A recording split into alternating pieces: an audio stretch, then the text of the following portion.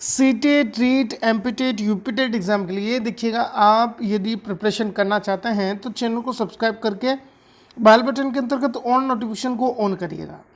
MPTET का full course आपका Telegram channel पर आपको मिल जाएगा, जहाँ पर आपको टेस्ट सीरीज, यूनिट वाइज आपको पीडीएफ फाइल्स सब कुछ फ्री ऑफ कॉस्ट मिल जाएगा। टेलीग्राम चैनल का लिंक डिस्क्रिप्शन में ज्वाइन ज़रूर करिए। डिस्कस करने वाले हैं आपका पर्यावरण अध्ययन के 30 महत्वपूर्ण प्रश्नों को। ये आपका प्रैक्टिस सेट ही रहेगा, टॉप लेवल के क्वेश्चंस मिलेंगे, लास्ट तक वीडियो को देखिएगा। पहला प्रश्न आपके लिए है, प्राथमिक समाजीकरण है। देखिएगा प्राथमिक समाजीकरण क्या होता है, जल्दी से बताना है। 4 ऑप्शन आपके सामने हैं, क्या सही आंसर है आपका, जल्दी से टिक कर लीजिए। तो बिल्कुल सही है, शुरुआती आयु में परिवार एवं मित्रों से सीखना प्राथमिक समाजीकरण कहलाता है। जैसे कि आपका बच्चा जो है परिवार में रहता है प्रारंभिक स्तर पर, फिर मित्रों से मिलता है, आसपास के बच्चों से उनके साथ मित्रता करता है, भाषा सीखता है, किस तरह से वो व्यवहार करते हैं, बोलना सीखता है। तो यह जो है प्राथमिक समाजीकरण के अंतर्गत आता है। डी ऑप्शन अपने को यहाँ पर टिक करना है। चलिएगा नेक्स्ट क्वेश्चन है, इटाई रोग जल में किस धातु के घुल जाने से होता है, बताइएगा। Very very important question. यह जो है पूरा जो है देखिएगा वर्ग 3 के लिए आपका बेस्ट है, ध्यान रखिएगा। प्रैक्टिस सेट वर्ग 3 के कोर्स को देखकर ही आपका बनाया गया है इसको। तो बिल्कुल सही है, इटाई रोग जो है जल में आपका कैडमियम धातु जो है उसके मिल जाने से यह जो है रोग होता है। आया समझ में, बहुत इंपॉर्टेंट है क्वेश्चन। बी ऑप्शन के लिए जाना है अपने को। नेक्स्ट क्वेश्चन है, विडाल टेस्ट का प्रयोग जांचने के लिए किया जाता है, डेंगू बुखार, एड्स, टाइफाइड या मलेरिया। जल्दी से बताइए क्या सही आंसर होगा।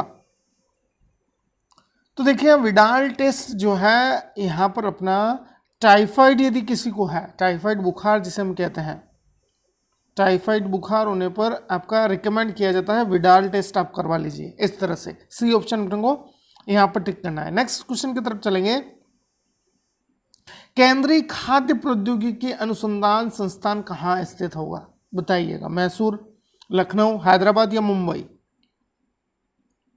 तो बिल्कुल सही है, केंद्रीय खाद्य प्रौद्योगिकी अनुसंधान संस्थान जो है मैसूर कर्नाटक के लिए जाएंगे। आया समझ में, आपको पहला ही ऑप्शन अपने को यहाँ पर टिक करना है, बहुत इंपॉर्टेंट क्वेश्चन हो जाता है। नेक्स्ट देखिएगा, एक भी क्वेश्चन आपका छोड़कर जाने जैसा नहीं है। निम्नलिखित में से कौन सी खुराक में प्रोटीन आधिक्य में नहीं है, मतलब प्रोटीन ज़्यादा मात्रा में नहीं मिलता है इसमें, बताइए। पनीर, दालें, शुद्ध घी या मांस। तो देखिए प्रोटीन नहीं होगा, अधिक मात्रा में प्रोटीन नहीं मिलता है, तो शुद्ध घी में ज़्यादा प्रोटीन नहीं होता है। आया समझ में, सी ऑप्शन अपने को यहाँ पर टिक करना है। इसके अलावा पनीर, दाल और मांस में प्रचुर मात्रा में आपको प्रोटीन मिलता है। बहुत इंपॉर्टेंट क्वेश्चन हो जाता है। नेक्स्ट देखिएगा,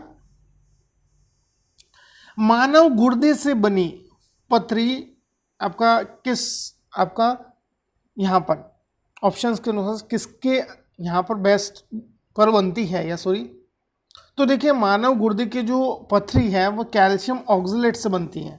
आज में पेट के अंदर आपको पथरी होती है, देखी होगी आपने, पत्थरनुमा आकृति होती है इसकी, छोटे छोटे पार्ट्स होते हैं। तो ये कैल्शियम ऑक्सलेट की बनी होती है जो मानव गुर्दे के ऊपर बनती है पथरी। नेक्स्ट देखिएगा, बहुत इंपॉर्टेंट क्वेश्चन, किसी पर्वतीय क्षेत्र में परीक्षण करने पर यह पाया गया है कि लोगों ने अपने घर पत्थर, मिट्टी, लकड़ी और चूने से बनाया है। ध्यान से पढ़िएगा, यह घर 2 मंजिला होते हैं। नीचे की मंजिल पर जानवरों को रखते हैं तथा जरूरत का सामान भी इकट्ठा करके रखते हैं। वह स्वयं पहली मंजिल पर रहते हैं, मतलब जैसे कि आपको मैं बता दूं, इस तरह से ये 2 मंजिला मकान है।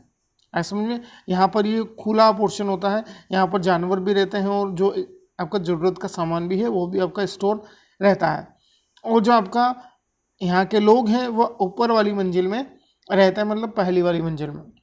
सभी घरों की छतें समतल होती है बिल्कुल भी, ऐसा समझ में, तथा इन्हें पेड़ों के मोटे तनों से बनाया जाता है। यह पर्वतीय क्षेत्र या नहीं, यह है यह पर्वतीय क्षेत्र नीचे दिए गए किस प्रदेश का भाग है, मेघालय, हिमाचल प्रदेश, अरुणाचल प्रदेश या जम्मू कश्मीर, बताइएगा। तो यहाँ पर देखिएगा जो ये क्षेत्र पड़ता है, जिस तरह का वर्णन यहाँ पर मिलता है कि घर पत्थर से बने हैं, मिट्टी से बने हैं, लकड़ी के हैं और चूने से इनको बनवाया गया है।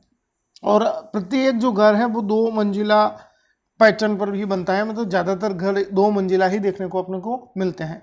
नीचे की मंजिल पर जो है खाली पोर्शन होता है जिसमें जानवर को आपका बांधा जाता है, जो पालतू जानवर होते हैं। कुछ सामान होता है ज़रूरत का, उसको इकट्ठा करके रखते हैं। और जो लोग हैं वह पहली मंजिल पर निवास करते हैं। तो ऐसा हमें देखने को मिलता है आपका जम्मू कश्मीर के लिए। आए समझ में? डी ऑप्शन अपने को यहाँ पर टिक करना है। चलिए नेक्स्ट क्वेश्चन है, किस वर्ण की उपस्थिति के कारण पौधे हरे होते हैं? बताइएगा। कैरोटीनॉइड है, लाइकोपिन है, एंथोसायनिन है या फिर क्लोरोफिल है? बताइएगा। तो देखिएगा पौधे हरे होते हैं तो ये क्लोरोफिल होगा। ऐसे क्लोरोफिल की मात्रा होगी तो पौधे जो है आपका हरे होंगे। डी ऑप्शन अपने को टिक करना है। चलिएगा नेक्स्ट क्वेश्चन है, शोला घास स्थल कहाँ पाए जाते हैं? बताइएगा। ये आपका ज़्यादा ऊंचाई वाले क्षेत्रों में पाया जाता है। तो देखिएगा शोला घास स्थल जो है पश्चिमी घाट के ऊंचे ऊंचे क्षेत्र में, जो ऊंचा क्षेत्र होगा, शोला जो घास है वो आपका वहीं मिलती है। पश्चिमी घाट यहाँ पर अपना आंसर सही होगा। शोला घास, ऊंचाई का मतलब हिमालय नहीं लगाइएगा आप। आए समझ में? शोला घास स्थल का ध्यान रखिएगा, पश्चिमी घाट। आए समझ में? बहुत इंपॉर्टेंट है। नेक्स्ट देखिएगा क्वेश्चन है, यूरिया को लेपित करने हेतु प्रयुक्त हो रहा तेल किस पौधे के बीज का है? बताइएगा। कपास का, नीम का, अरंडी का या फिर होहोबा का? बताइए। तो देखिएगा यूरिया को लेपित करने हेतु प्रयुक्त हो रहा तेल जो है ये आपका नीम के पेड़ का या पौधे का है। समझ में? नीम का जो बीज होते हैं ना छोटे छोटे, उनका यह बना होता है। देखिए यूरिया, आपने यदि आप किसान हैं तो आपने पढ़ा होगा, जो यूरिया का जो पूरा पैकेज आता है उस पर लिखा होता है नीम कोटेड यूरिया या नीम लेपित यूरिया। हम किसान हैं, हमें पता है किस तरह से आपका लिखा होता है, पूरा ब्रांडिंग होती है, उस पर लिखा होता है बॉक्स में नीम लेपित यूरिया या नीम कोटेड यूरिया। बी ऑप्शन अपने को यहाँ पर टिक करना है। चलिए नेक्स्ट क्वेश्चन है, इस पौधे में पत्तियां हैं जिन्हें सब्जी की तरह प्रयोग में लाया जाता है, इसके बीजों से तेल प्राप्त किया जाता है। यह पौधा कौन सा है? पालक है, नारियल है, सरसों है या बंद गोभी है? बताइए। जो सब्जी यहाँ पर हम बनाते हैं जो है वह पत्तियां हैं, उन पत्तियों की सब्जी बनती है। बताइएगा। और जो बीज निकलते हैं उससे हम आपका तेल भी निकालते हैं। कौन सा ये आपका पौधा होगा? तो बिल्कुल सही है, यहाँ पर जा रहे हैं आप सभी सरसों के लिए। बहुत अच्छी तैयारी, सी ऑप्शन टिक कर रहे हैं। नेक्स्ट क्वेश्चन आपके लिए, निम्नलिखित में से वह कौन सा जानवर या जंतु है जिसके अग्र दांत, देखिए जो आगे वाले दांत हैं वो बढ़ते रहते हैं, हमेशा बढ़ते रहते हैं। वे दांतों को अधिक लंबा न होने देने के लिए वस्तुओं को काटते या कुतरते रहते हैं। दीमक, गिलहरी, छिपकली या चूहा? क्या होगा सही आंसर? तो बिल्कुल सही जा रहे हैं, बहुत अच्छी तैयारी है आप सभी की। आंसर आप डी ऑप्शन टिक कर रहे हैं, चूहा। आया समझ में? चूहा क्या करता है कि जो आगे वाले दांत रहते हैं वो बढ़ते रहते हैं उसके, तो उन दांतों को देखिएगा आपका समान पैटर्न में रखने के लिए आपका क्या करता रहता है, जो भी वस्तु मिलती है उसको काटते कुतरते रहते हैं, जिससे कि जो अग्र दांत है या आगे वाले दांत है वो बड़े नहीं। डी ऑप्शन अपने को टिक करना है। चलिए नेक्स्ट क्वेश्चन है, हाथियों के झुंड के बारे में सही कथनों को अपने को यहाँ पर चुनना है। हाथियों के झुंड में केवल हथीनियाँ और 14 या 15 वर्ष के बच्चे ही रहते हैं। हाथियों के एक झुंड में किसी एक ही परिवार के सदस्य रहते हैं। फिर झुंड की सबसे बुजुर्ग हथीनी ही पूरे झुंड की नेता होती है। या फिर एक झुंड में हथीनियाँ और बच्चों की संख्या कितनी भी हो सकती है? कौन सा यहाँ पर कथन सही है? सी तथा डी है, ए तथा बी है, ए तथा सी है या बी तथा डी होगा? बताइए। सीटेट के लिए वेरी वेरी इंपॉर्टेंट क्वेश्चन कहेंगे इसको, क्वेश्चन पूछा जाता है आपसे। तो देखिएगा हाथियों के झुंड के बारे में हम बताएं तो देखिएगा यहाँ पर अपना सही आंसर होने वाला है, हाथियों के झुंड में केवल 14 या 15 वर्ष के बच्चे ही शामिल होते हैं। फिर झुंड की सबसे बुजुर्ग हथीनी ही पूरे झुंड की नेता कहलाती है। मतलब सी ऑप्शन अपने को यहाँ पर टिक करना है, ध्यान रखिएगा। चलिए नेक्स्ट क्वेश्चन है, निम्नलिखित में से कौन भौम जल स्तर को कम नहीं करता है, जो आपका वाटर लेवल है धरती का, उसको कौन कम नहीं करेगा बताइएगा। बहुत इंपॉर्टेंट हो जाता है क्वेश्चन। तो देखिएगा यहाँ पर अपना बढ़ती बर्फबारी है, यह जो है जल स्तर को कम नहीं करती है, ध्यान रखिएगा। ऐसा समझ में। इसके अलावा अपर्याप्त वर्षा कम करती है। अगर हम यूज़ करते हैं नलकूपों में, कुओं से पानी निकालते हैं, तो जो भूमि जल स्तर है वो आपका कम होता जाता है। नलकूपों की बढ़ती संख्या भी कम करेगी जल स्तर को। बढ़ता वनोन्मूलन भी आपका प्रभावित करता है कि वर्षा नहीं होगी तो जो भौम जल स्तर है वो गिरेगा स्वाभाविक। तो बी ऑप्शन यहाँ पर अपना नहीं के लिए जाएंगे। नेक्स्ट क्वेश्चन है, आदिवासी हजारों साल पहले से कांसे की चीजें बनाते आए हैं। आज भी घरों में कांसे का उपयोग होता है। कांसे के विषय में निम्नलिखित में से सबसे सही कथन चुनना है, बताइए। कांसा को हम ब्रॉन्ज भी कहते हैं।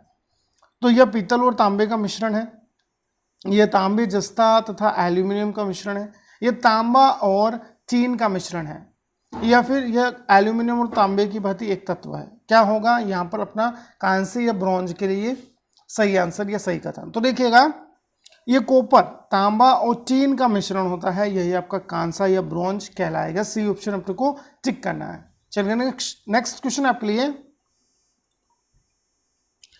किसी परिभाषित भौगोलिक अवस्थिति में ही विशिष्ट उपस्थिति की पारिस्थितिकी अवस्था को कहते हैं। मतलब क्या है कि परिभाषित भौगोलिक अवस्थिति मतलब ये होता है कि ऐसा क्षेत्र जिसे हम जानते हैं, हमारे आसपास का हो सकता है, या एक विशिष्ट जगह होती है जहाँ पर विशेष आपका एक पारिस्थितिकी तंत्र निर्मित होता है, जहाँ पर विशेष आपका पेड़ पौधे, जल, घास स्थल होते हैं। तो इसे हम क्या कहते हैं? तो इसे हम एंडेमिक कहेंगे। एंडेमिक ऐसे नाम दिया गया है विशिष्ट उपस्थिति में पारिस्थितिकी अवस्था जिसे हम कहते हैं। आया समझ में? चलेगा। नेक्स्ट क्वेश्चन है, नकदी फसलें का समूह है। कौन है यहाँ पर नकदी फसलों का समूह होगा? तो बिल्कुल सही है, चाय, कपास, गन्ना होगा। डी ऑप्शन को टिक करना है। चलिए नेक्स्ट क्वेश्चन है, निम्नलिखित में से कहाँ वाष्पन अधिक होगा? बताइएगा। इवेपोरेशन या वाष्पन सबसे अधिक कहाँ होगा? तो बिल्कुल सही जवाब दे रहे हैं आपका तालाब के लिए। बहुत अच्छे। नेक्स्ट क्वेश्चन है, निम्नलिखित में से किस मेले या उत्सव को विश्व धरोहर स्थलों की सूची में शामिल किया गया है? बटेश्वर मेला, नैना देवी मेला, कुंभ मेला या सोनपुर मेला? बताइएगा। तो बिल्कुल सही है, कुंभ मेला को जो है आपका मध्य प्रदेश, इसके अलावा आपका प्रयागराज, नासिक और एक और जगह है आपका, और एक और है आपका हरिद्वार। तो देखिएगा जो है इस मेले को, कुंभ मेला को या सिंहस्थ मेले को विश्व धरोहर स्थलों की सूची में भी आपको डिनेट किया गया है। आज समझ में, यह मेला है, उत्सव है जो 4 जगह आपका पड़ता है और प्रत्येक 12 वर्ष में एक बार यह आपका सेलिब्रेट किया जाता है। इसके अलावा जो 6 वर्ष में, प्रत्येक 6 वर्ष में अर्धकुंभ भी आयोजित होता है। ध्यान रखिएगा, बहुत इंपॉर्टेंट हो जाता है क्वेश्चन। नेक्स्ट क्वेश्चन है, विश्व हाथ धुलाई दिवस मनाया जाता है। कब मनाते हैं बताइएगा? बहुत इंपॉर्टेंट क्वेश्चन। तो बिल्कुल सही है, विश्व हाथ धुलाई दिवस जो है 15 अक्टूबर को हम सेलिब्रेट करते हैं। आया समझ में? 15 अक्टूबर को विश्व हाथ धुलाई दिवस जो है हम मनाते हैं, ध्यान रखिएगा। नेक्स्ट क्वेश्चन है, निम्नलिखित में से क्या पेट्रोलियम से प्राप्त नहीं होता है? बताइएगा। तो देखिएगा यहाँ बात करते हैं जो कोयला है या पेट्रोलियम से नहीं मिलेगा। इसके अलावा मोम, ग्रीस, डीजल और भी आपके बहुत सारे तत्व होते हैं जो पेट्रोलियम से हम प्राप्त करते हैं, लेकिन कोयला नहीं होगा। चलिएगा। नेक्स्ट क्वेश्चन है, आपकी समझ से एक अध्यापक के लिए कौन सा कौशल अति आवश्यक है? बताइएगा। क्वेश्चन अच्छे ढंग से पढ़िए। तो बिल्कुल सही जवाब दे रहे हैं, बच्चों को खोज के लिए प्रोत्साहित करना, मतलब क्रिएटिविटी बच्चे यहाँ पर आपका सीखे, सृजनात्मक बालक यहाँ पर निर्मित हो, कुछ नया सीखते रहे। ऐसे में यही जो है कौशल या स्किल्स जो है टीचर की यहाँ पर सबसे इम्पोर्टेंट या महत्वपूर्ण मानेंगे हम। इतना है समझ में? चलेगा। नेक्स्ट क्वेश्चन है, एनवायरमेंटल इम्पैक्ट असेसमेंट अमेरिका में स्थापित किया गया था। यह एक प्रकार का देखिएगा आपका सम्मेलन की तरह ही होता है। इसमें आपका क्या होता है कि पूरा इसमें डिस्क्रिप्शन है कि किस तरह से जो वातावरण है हम उसे आपका यहाँ पर ख़राब करते जा रहे हैं या वातावरण को नुकसान पहुँचाते जा रहे हैं, सॉरी। तो इस तरह का ये असेसमेंट होता है, पूरा पेपर वर्क होता है, जो अमेरिका में आपका कब स्थापित किया गया था इसको, तो इसे हम 1969 के लिए जाएंगे। 1969 में EIA जिसे हम कहते हैं, एनवायरमेंटल इम्पैक्ट असेसमेंट को आपका स्थापित किया गया था। चलिए नेक्स्ट क्वेश्चन है, बच्चों के सीखने के तरीकों पर सबसे पहले अध्ययन करने वाले व्यक्ति कौन थे, बताइएगा। तो बिल्कुल सही जवाब दे रहे हैं, जीन पियाजे और वाइगोत्स्की जो है बच्चों के सीखने के तरीकों पर सबसे पहले अध्ययन करने वाले व्यक्ति थे, ध्यान रखिएगा। नेक्स्ट क्वेश्चन है, पर्यावरण अध्ययन की कक्षा में होना चाहिए। तो बिल्कुल सही जवाब दे रहे हैं यहाँ पर, गतिविधि आधारित शिक्षण। आज समझ में, बहुत इंपॉर्टेंट, एक्टिविटी बेस्ड लर्निंग जिसे हम कहते हैं। पहला ऑप्शन अपने को टिक करना है यहाँ पर। नेक्स्ट क्वेश्चन है, निम्नलिखित में से कौन वायुमंडल के स्वतंत्र नाइट्रोजन का स्तरीकरण करता है, बताइएगा।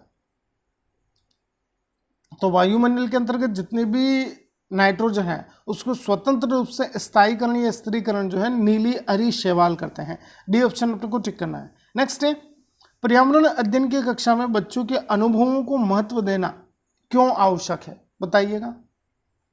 तो यहाँ पर विषय को बच्चों के अनुभवों से जोड़ने पर सीखने की जो यह प्रक्रिया है उसको बढ़ावा मिलता है। अनुभवों के माध्यम से बच्चा किस तरह से विषय को डील करता है, सब्जेक्ट को डील करता है और सीखता जाता है उसके माध्यम से।